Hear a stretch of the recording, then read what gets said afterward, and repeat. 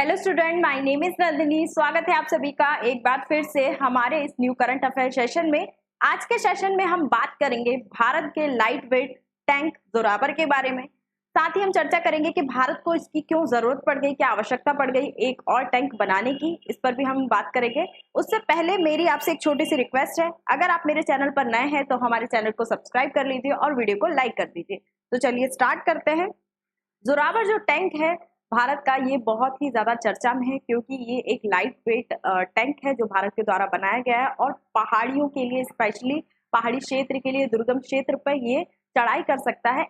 अगर हम बात करें कि भारत को इसकी जरूरत क्यों पड़ गई, क्यों इतने सारे टैंक होने के बावजूद भी, चाहे वो अर्जुन हो, T-19 हो रशिया से लिया हुआ, या फिर T-72 हो, ये सारे टैंक होने के बाद भी भारत ने एक नया टैंक विकसित किया। इसके पीछे क्या आवश्यकता पड़ गई भारत को, अगर उस पर हम चर्चा करें, उसके लिए हमें थोड़ा पीछे जाना पड़ेगा। जब यूक्रेन और रूस का जो कॉन्फ्लिक्ट है, वॉर जो स्टार्ट हुआ था, उस वॉर में रशिया ने भी ये T-19 टैंक यूज किए थे। ये रशिया के द्वारा बनाया गया है जिसे भारत भी यूज करता है ना। T-19 टैंक का भारत भी बड़े पैमाने पर यूज करता है, भारतीय सेना में भी इसका उपयोग किया जाता है। ठीक है, तो यूक्रेन के साथ जब वॉर हो रहा था रूस का, तब T-19 टैंक का उपयोग यूक्रेन पर हमला करने के लिए रूस ने किया। लेकिन यूक्रेन के पास एक ड्रोन था जो कि तुर्की का ड्रोन था, जिसे बैरिकेड ड्रोन के नाम से जाना जाता है। उस ड्रोन के आगे T-19 टैंक जो है वो कहीं ना कहीं फेल होता हुआ नजर आया। उतना ज्यादा ये सफल नहीं हो पाया और जो ड्रोन के हमले हो रहे थे उसको ये झेल नहीं पाया।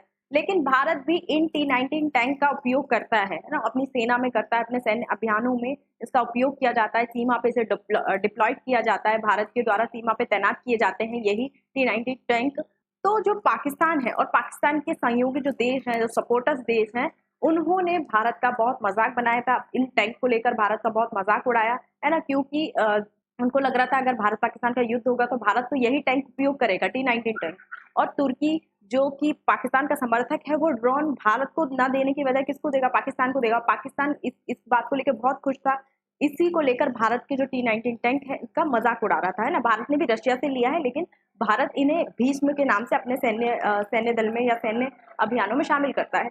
लेकिन भारत ने पाकिस्तान और पाकिस्तान के जो सपोर्टर्स देश हैं उनको ये बता दिया, ये जता दिया कि कैसे एक मजाक से भी सीख ली जा सकती है और कैसे उसका उपयोग अपने बेनिफिट के लिए, अपने फेवर में कैसे उपयोग किया जा सकता है। और इसीलिए भारत ने विकसित कर लिया एक स्वदेशी टैंक जिसे जोरावर नाम दिया गया। ये जो जोरावर टैंक है ये भारत के रक्षा अनुसंधान DRDO और L&T के द्वारा बनाया गया है। दोनों ने संयोग करके मिलकर इस टैंक को विकसित किया है और इसकी टेस्टिंग भी हो गई है कंप्लीट। और लगभग 50 से ज्यादा जो टैंक है भारतीय सेना को बना के दिए जा चुके हैं और भी लगभग 300 और टैंक बनाने का भारत ने लक्ष्य रखा है।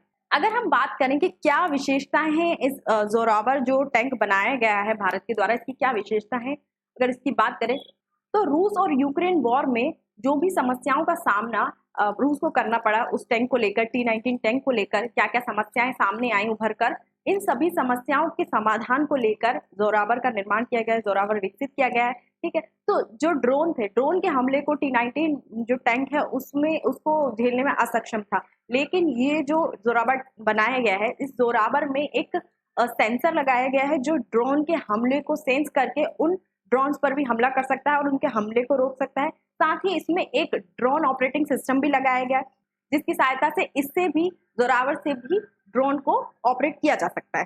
फील्ड आर्टिलरी की बात करें तो इसमें 150 mm की फील्ड आर्टिलरी है, हॉर्स पावर 1000 है और इसकी रफ्तार सामान्य क्षेत्र में 70 से 75 किलोमीटर होती है और पहाड़ी क्षेत्र में 30 से 40 किलोमीटर पर आवर की इसकी रफ्तार है। इसकी बैठने की क्षमता की बात करें तो इसमें 3 लोग बैठ सकते हैं और इसे बहुत ही कम टाइम में बनाया गया है। लगभग 2.5 साल में बनकर तैयार हुआ है। यूक्रेन वॉर को स्टार्ट हुए 2 से 2.5 साल ही हुए हैं, है ना। और जैसे ही उस समस्या हमारे सामने आई, भारत इस काम में जुट गया कि कैसे वो एक ऐसा टैंक विकसित कर सकता है जो पहाड़ी क्षेत्र में उसको फायदा पहुंचा सकता है। पहाड़ी क्षेत्र में अगर युद्ध होता है तो वो भारत के काम आ सकता है। साथ ही भारत ने T-19 टैंक को अपनी आवश्यकता के अनुसार अपडेट कर लिया है ना। अगर हम बात करें चाइना की ZTQ टैंक की, तो ये भी एक लाइट वेट टैंक है। इसका मुकाबला करने में सक्षम है जोरावर, जिसे किंग ऑफ द माउंटेन्स भी कहा गया है। ठीक है, इसके नाम की अगर हम बात करें तो इसका नाम जनरल जोरावर के नाम पे रखा गया है। जो चीन सिख युद्ध जो 1841 में हुआ था, उसमें कैलाश मानसरोवर पर एक जो सैन्य अभियान हुआ था उसमें ये शामिल थे, उनके नाम पर इसको नाम दिया गया है।